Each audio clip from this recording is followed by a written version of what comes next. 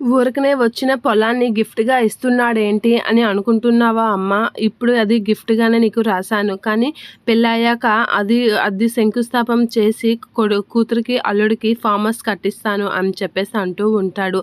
అది కాదు అన్నయ్య గారు, ఈరోజు నుంచి చరణ్ నా కొడుకు కాదు, మీ అల్లుడే.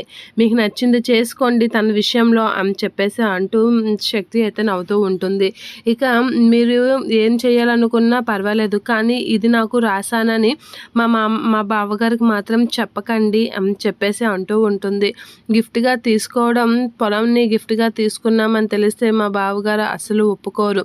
కాబట్టి మీరు అసలు ఈ విషయం చెప్పకండి అని శక్తి అయితే చెప్తూ ఉంటుంది. అలా చెప్పగానే నువ్వు ఇంతలా చెప్పాక నేను ఎందుకమ్మా అలా చేస్తాను, ఖచ్చితంగా చెప్పనులే అని చెప్పేసి అంటూ ఉంటుంది. సరే అన్నయ్య గారు, ఇక పెళ్లి పనులు అవన్నీ మొదలవుతాయి కదా, వెళ్తాను అని చెప్పేసి అంటూ ఉంటుంది.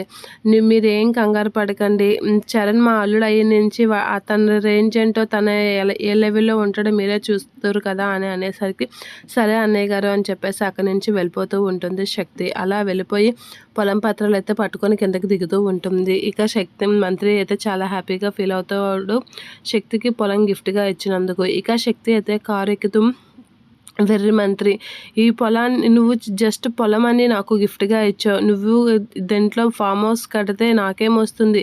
దీని కింద ఉన్న గనులు అమ్ముకుంటే అలాంటి ఫామ్ హౌస్ ఏంటి? నీలాంటి మంత్రులు ఇద్దరు ముగ్గురిని కూడా కొనేయవచ్చు అని చెప్పేసి నవ్వుకుంటూ ఉంటుంది. అలా నవ్వుకుంటూ ఇక నేను ఈ పొలం నా సొంతం అయింది కదా, ఇక నేను చక్రం ఎలా తిప్పుతానో మీరే చూస్తారు కదా అని చెప్పేసి పొలం పత్రాలు చూసి చాలా హ్యాపీగా ఫీల్ అవుతూ ప్లాన్లు అయితే వేసుకుంటూ ఉంటుంది. ఇక సరే అని చెప్పేసి డ్రైవర్ కార్ తీయు అని చెప్పేసి శక్తి అయితే అక్కడి నుంచి వెళ్ళిపోతూ ఉంటుంది.